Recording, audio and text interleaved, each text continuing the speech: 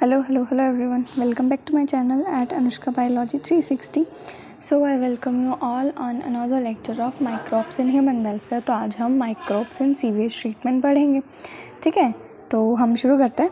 So we know that large quantities of wastewater are generated every day in cities and towns. हम लोगों को पता है कि प्रतिदिन हमारे शहरों में, हमारे सिटीज़ में, हमारे टाउन्स में बहुत ज़्यादा गंदा पानी आता है. ठीक है, बहुत ज़्यादा गंद में जाते हैं हम लोग. ठीक है, we know this. A major component of this waste water is human excreta. Main जो इसका कंपोनेंट है दैट इज़ ह्यूमन एक्सक्रीटा. ठीक है, उसको डिस्पोज कहाँ करें, कैसे करें, ये सब बहुत हमको सोचना पड़ता है. This municipal waste water is also called sewage. जो हमारे घरों से पानी आता है, गंदा पानी जाता है, ये जो सारे का सारा म्यूनसिपल वेस्ट वाटर है उसको हम सीवेज कहते हैं. It contains large amount of organic matter and microbes. इसके अंदर सबसे ज़्यादा क्या होता है, ऑर्गेनिक मैटर का अमाउंट ज़्यादा होता है और माइक्रोब्स होता है. Many of which are pathogenic. कुछ इसमें से पैथोजेनिक होते हैं. पैथोजेंस मतलब जो तुमको डिजीज़ कर सकते हैं. Have you ever wondered where this huge quantity of sewage or urban waste water is disposed of daily. क्या तुम लोगों ने कभी सोचा कि प्रतिदिन हम जो इतना कूड़ा कचरा फैलाते हैं ये आखिर जाता कहाँ है, कैसे डिस्पोजेबल होता है. तो this can not be discharge into natural water body like rivers and streams directly.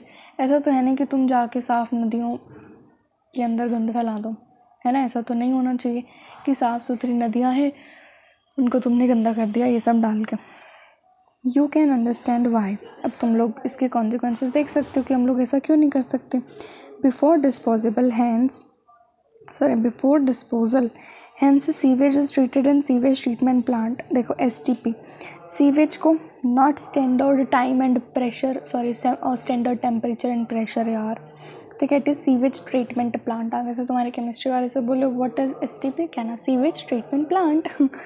तो डिस्पोजल से पहले सीवेज को ट्रीट करा जाता है सीवेज ट्रीटमेंट प्लांट में, मतलब STPs के अंदर, ताकि हम उसको लेस पॉल्यूटिंग बना सकें. Treatment of waste water is done by the heterotrophic microbes naturally present in the sewage. Sewage के अंदर जो नेचुरली heterotrophic microbes प्रेजेंट हैं उनके द्वारा क्या होता है, उनका डिस्पोजल होता है. ये ट्रीटमेंट हम लोग 2 स्टेजेस में करवाते हैं. पहला है प्राइमरी ट्रीटमेंट. सबसे पहले प्राइमरी ट्रीटमेंट में क्या करवाया जाता है, these treatment steps basically involve physical removal of particle large and small from the sewage through filtration and sedimentation. इस ट्रीटमेंट स्टेप्स के अंदर हम लोग फिज़िकली जो पार्टिकल हैं, जो बड़े बड़े पत्थर्स हैं उनको हटा देते हैं, जो बड़े या फिर छोटे.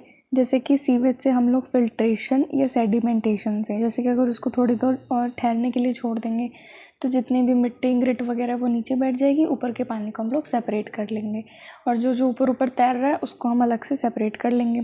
तो प्राइमरी ट्रीटमेंट में हम लोग सीवेज के अंदर जो लार्ज और स्मॉल चीज़ें हैं, पार्टिकल्स हैं, उनको हम फिल्ट्रेशन और सेडिमेंटेशन से बाहर निकाल लेंगे. These are removed in stages. अब इनको अलग अलग स्टेजेस में रिमूव करा जाता है. Initially floating debris is removed by sequential filtration. मतलब जो फ्लोटिंग डैब्रिस है, जो ऊपर तैर रहा है, जो भी कुछ पदार्थ ऊपर तैर रहा होगा उसको हम लोग सिक्वेंशियल फिल्ट्रेशन से हटा लेंगे. Then the grit. उसके बाद जो माटी है, ग्रिट है, पत्थर है, छोटे छोटे पत्थर हैं, मिट्टी है, उनको हम लोग रिमूव कर देते हैं सेडिमेंटेशन से. All solid that settle form the primary sludge. जितना भी सॉलिड नीचे सेटल हो चुका है उसको हम कहते हैं प्राइमरी स्लज. फिर आता है and the supernatant forms are effluent. और जो जितना भी सॉलिड सेटल हो गया वो तो प्राइमरी फ्लज है, और जो सुपरनेटेंट फॉर्म है, जो ऊपर रह गई है, वो क्या बनाते हैं, effluent. The effluent from the primary settling tank is taken for secondary treatment. और प्राइमरी सेटलिंग टैंक में से, मतलब प्राइमरी ट्रीटमेंट होने के बाद जो भी इफ्लुएंट बचा उसको हम लोग सेकेंडरी ट्रीटमेंट के लिए लेके जाते हैं. तो सेकेंडरी ट्रीटमेंट को हम लोग और क्या कहते हैं, बायोलॉजिकल ट्रीटमेंट, है ना. प्राइमरी को हम लोग फिजिकल ट्रीटमेंट कहते हैं, सेकेंडरी को हम लोग बायोलॉजिकल ट्रीटमेंट कहते हैं. The primary effluent is passed into large aeration tank. जो प्राइमरी इफ्लुएंट बना था, जो सुपरनेटेंट फॉर्म जिनको हमने प्राइमरी इफ्लुएंट कहा था, वो उनको हम बड़े बड़े लार्ज एरेशन टैंक में डाल देते हैं. Where it is constantly agitated mechanically and air is pumped into it. जहाँ पर उसको लगातार मिक्स करा जाता है मैकेनिकली उसको लगातार हिलाया जाता है और फिर एयर उसके अंदर पंप कर दी जाती है। This allows vigorous growth of useful aerobic microbes into flocs. तो उसकी वजह से जो हमारे यूजफुल एरोबिक माइक्रोब्स हैं वो ग्रो कर जाते हैं किस में, फ्लॉक्स में। फ्लॉक्स क्या होता है, masses of bacteria associated with fungal filament to form mesh like structure. Bacteria और फंगस के फिलामेंट आपस में उलझ जाते हैं और वो उलझा हुआ स्ट्रक्चर, वो complete mass is known as floc. ठीक है। वाइल ग्रोइंग, ग्रो करते time these microbe consume the major part of the organic matter in the effluent. Effluent के अंदर जितना भी मेनली मेजर ऑर्गेनिक मैटर था उसको सारे को कंज्यूम कर लेता है। कौन, ये microbes at the time of their growth. This significantly reduces the BOD biochemical oxygen demand. इसकी वजह से जो BOD है, जो बायोकेमिकल ऑक्सीजन डिमांड है वो कम हो जाती है। इफ्लुएंट का BOD कम हो गया। अब BOD होता क्या है, BOD refers to the amount of oxygen that would be consumed if all the organic matter in 1 liter of water were oxidized by bacteria. अगर 1 लीटर पानी के अंदर जितना भी ऑर्गेनिक मटेरियल प्रेजेंट है उसको अगर हम बैक्टीरिया के द्वारा ऑक्सीडाइज करवाएं तो कितनी ऑक्सीजन कंज्यूम करेगा वो बैक्टीरिया। ठीक है, 1 लीटर पानी में जितना भी ऑर्गेनिक मैटर है अगर हम ऑक्सीडाइज करवाएं बैक्टीरिया से तो how much oxygen will it take, it will consume, that is BOD। तो BOD का डायरेक्टली प्रोपोर्शनल होता है पॉल्यूशन से। BOD ज़्यादा, पॉल्यूशन ज़्यादा, BOD कम, पॉल्यूशन भी कम। ठीक है, तो इसीलिए हम BODs का कम करते हैं। The sewage water is treated till the BOD significantly reduce. जब तक BOD कम हो जाता है, BOD कम मतलब पॉल्यूशन कम, तो जब तक हमारे सहूलियत के हिसाब से BOD कम होता है तब तक हम सीवेज का वाटर को ट्रीट करते हैं। The BOD test measures the rate of uptake of oxygen by microorganism in a sample of water and thus indirectly BOD is a measure of the organic matter present in the water. ठीक है, BOD test क्या measure करता है कि microorganism कितनी oxygen का uptake कर रहे हैं किसी भी सैंपल ऑफ वाटर में। तो BOD इनडायरेक्टली BOD क्या मेजर कर रही है कि पानी में कितना ऑर्गेनिक मटेरियल प्रेजेंट है। बेस्ड वाटर की BOD जितनी ज़्यादा होगी more of its polluting potential, उतनी ही वो ज़्यादा पॉल्यूटिंग होगी।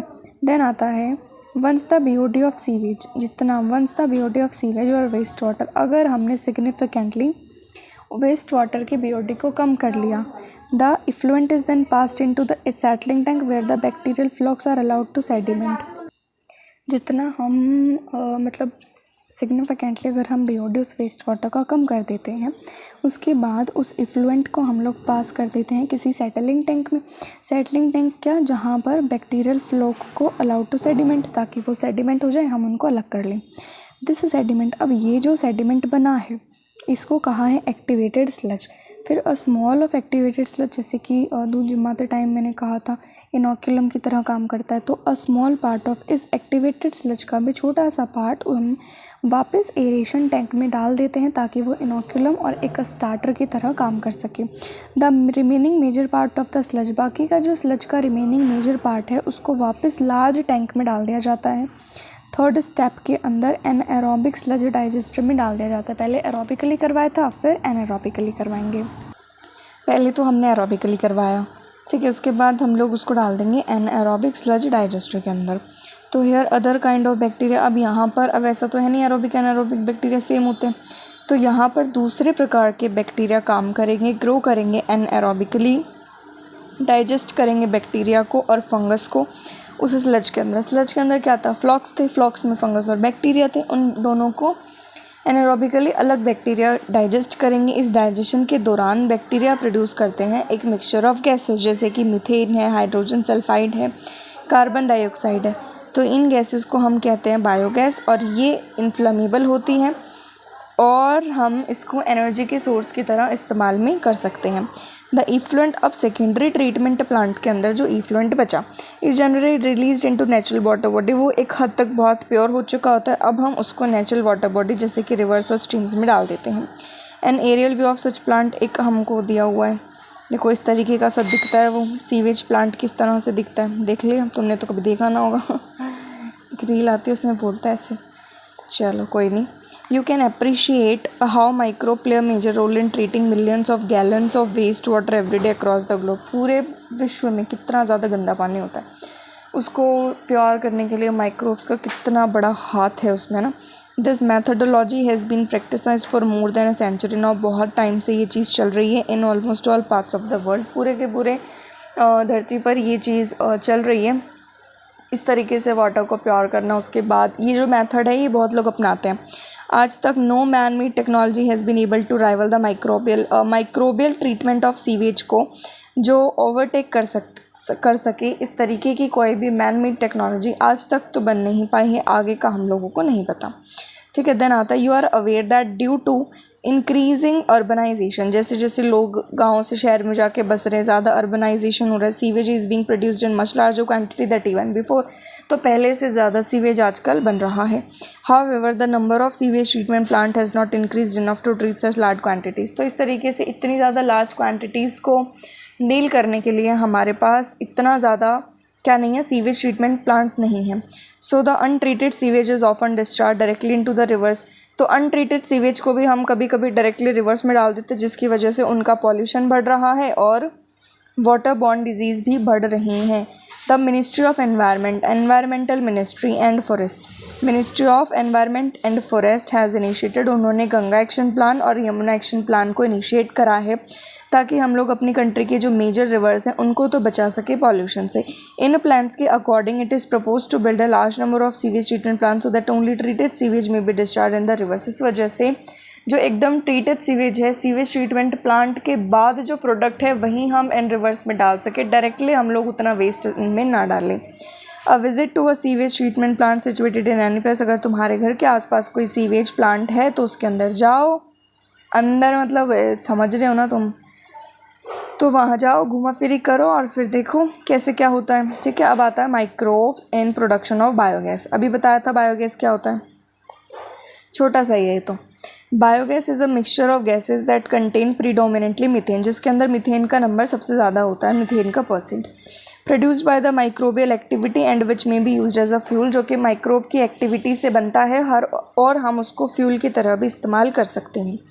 You have learnt that microbes produce different type of gases and product during growth and metabolism। हम लोगों को पता है कि जो माइक्रोब हैं जब वो ग्रोथ करते हैं और जब वो मेटाबॉलिज्म शो करते हैं उस टाइम पे वो अलग अलग गैसेस एंड प्रोडक्ट को रिलीज़ करते हैं।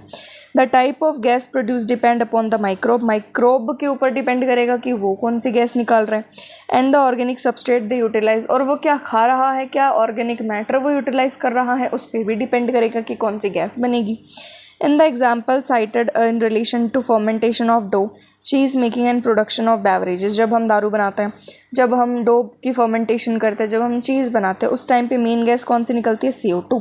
हाउएवर कुछ बैक्टीरिया अगर एनारोबिकली ग्रो करे सेलुलोजिक मटेरियल के ऊपर तो वो बहुत ज़्यादा मीथेन, CO2 और H2 प्रोड्यूस करते हैं। इन बैक्टीरिया को हम लोग कलेक्टिवली मिथेनोजेंस कहते हैं। And one such common bacterium, और मिथेनोजेंस का एक बहुत एग्जाम्पल है दैट इज़ मिथेनोबैक्टीरियम। ऐसे bacteria commonly anaerobic sludge during sewage treatment, sewage treatment के अंदर जो एनारोबिक स्लज डाइजेस्टर हमने पढ़ा था उसके अंदर इस प्रकार के बैक्टीरिया का मिलना बहुत आम बात है, तो वहाँ पर भी फिर बायोगैस प्रोड्यूस होती है। These bacteria are also present in the rumen, rumen मतलब एक स्टमक का पार्ट होता है कैटल्स का, जो गाय भैंस होते हैं ना उनके स्टमक का ही पार्ट होता है जिसको हमने क्या कहा है, रूमन। ठीक है, ऐसे बैक्टीरिया रूमन में भी प्रेजेंट होते हैं। A lot of cellulosic material present in the food of cattle is also present in the rumen। अब जो गाय भैंस होती है वो बहुत सारा सेलुलोज खाती हैं।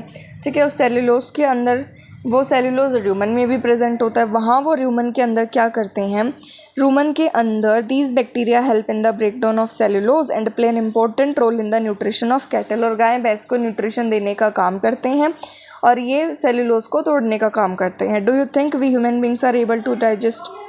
ठीक है, ये तो नहीं काम का। 10 द एक्सक्रीटा, इस वजह से जो डंग होता है, एक्सक्रीटा होता है गाय भैंसों का, उनको हम कॉमनली गोबर कहते हैं। उनके अंदर इस प्रकार के बैक्टीरिया बहुत ज़्यादा होते हैं। डंग को हम लोग इस्तेमाल कर सकते हैं बायोगैस के प्रोडक्शन के लिए, जिसको हम कॉमनली गोबर गैस कहते हैं। जो बायोगैस प्लांट होता है उसके अंदर एक कॉन्क्रीट का टैंक होता है जो 10 से 15 फीट डीप होता है, जिसके अंदर बायोवेस्ट को हम कलेक्ट करके डालते हैं और एक स्लरी ऑफ डंग उसके अंदर भर देते हैं। और फ्लोटिंग कवर, फिर उसके ऊपर एक फ्लोटिंग कवर हम उसको रख देते हैं स्लरी के ऊपर, विच कीप ऑन राइजिंग, जैसे जैसे गैस रिलीज़ होगी टैंक के अंदर उस तरीके से वो क्या होता जाएगा, वो राइज करता जाएगा ऊपर due to the microbial activity. Microbe काम करेंगे, माइक्रोब गैस निकालेंगे, गैस ऊपर उठेगी तो वो ढक्कन भी ऊपर उठेगा। The biogas plant has an outlet, अब उनके पास एक आउटलेट होता है बाहर निकालने का सामान, which is connected to a pipe to supply biogas to near by house. उनके उसके अंदर एक पाइप लगी होती है, वो पाइप लोगों के घरों में जाती है ताकि लोगों के घरों में हम उसका इस्तेमाल कर सकें as a fuel.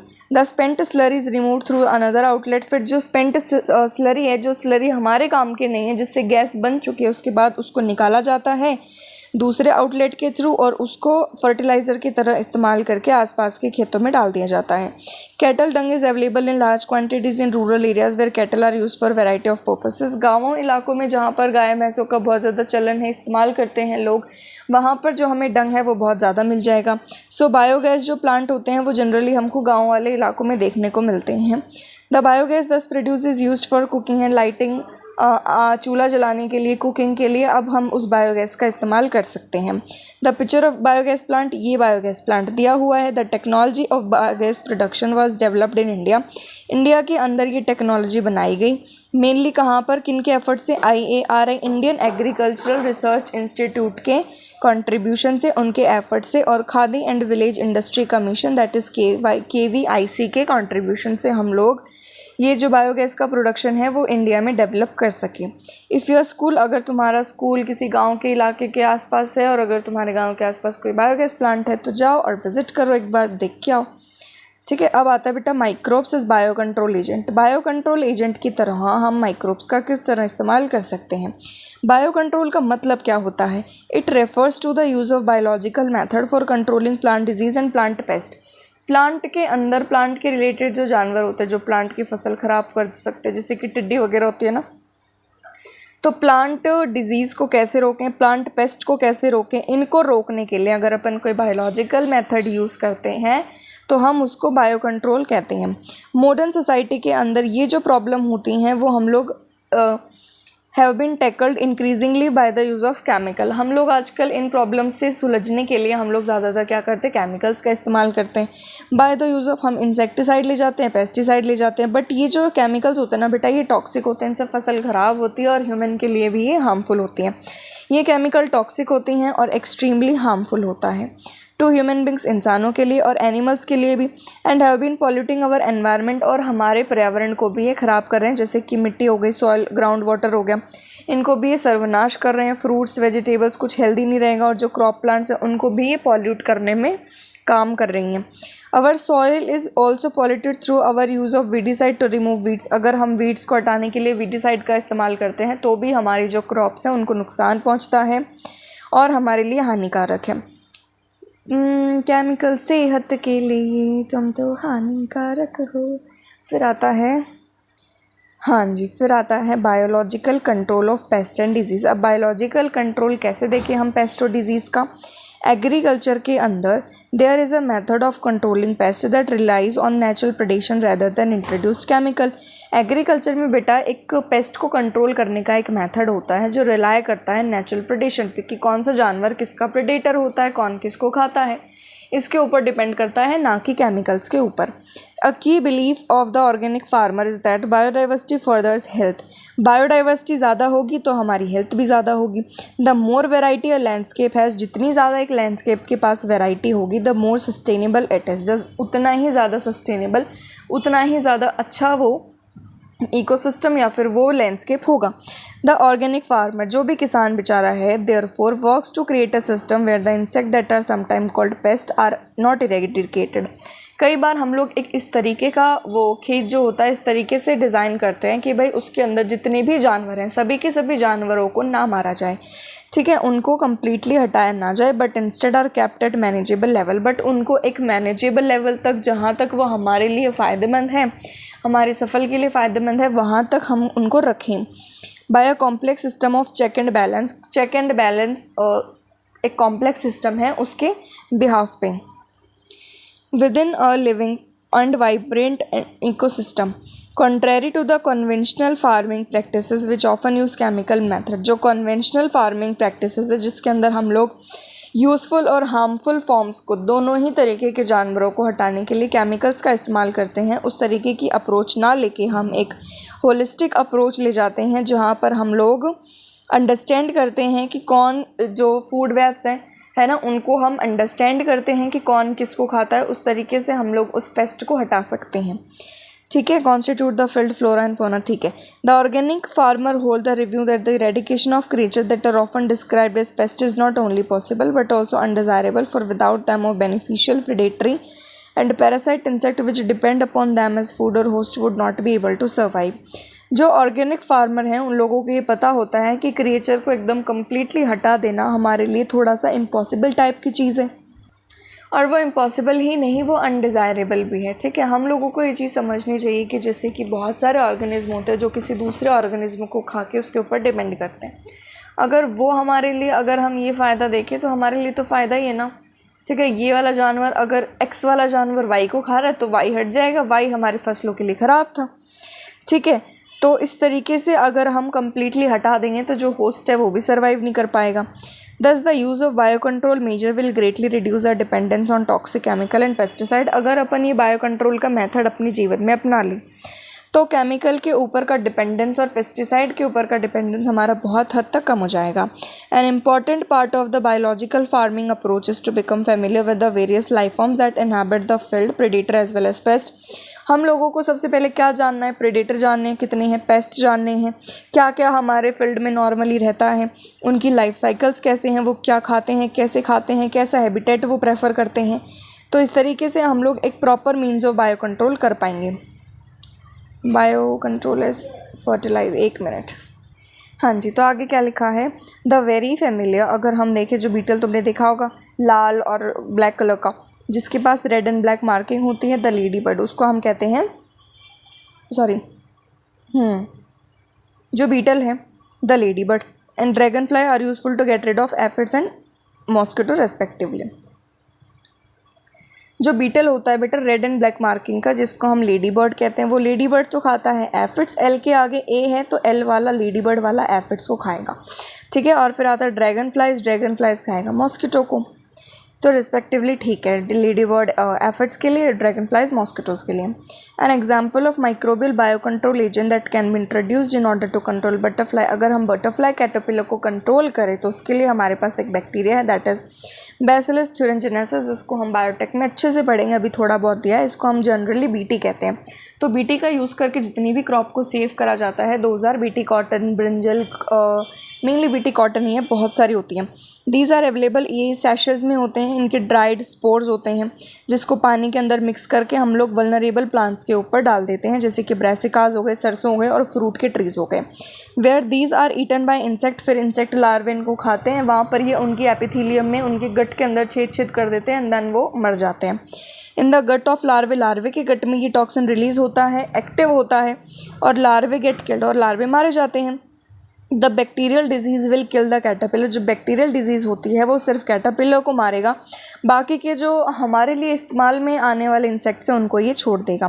Because of the development of method of genetic engineering, last decade में हमारे पास जेनेटिक इंजीनियरिंग भी बन गई है, तो साइंटिस्ट लोग बीटी को हम लोग ईजिली प्लांट में डाल सकते हैं। तो ऐसे प्लांट रेजिस्टेंट होते हैं इंसेक्ट पेस्ट से, उनके ऊपर इंसेक्ट लोग एक्ट नहीं करते। तो BT cotton is one such example. BT cotton बहुत ज़्यादा इस्तेमाल करा जाता है, तो which is being cultivated in some state, हमारे कुछ कंट्री के जगहों पर इसको काटा जाता है। A biological control being developed for use of the treatment of, 1 minute. A biological control being developed for use in the treatment of plant disease is the fungus trichoderma.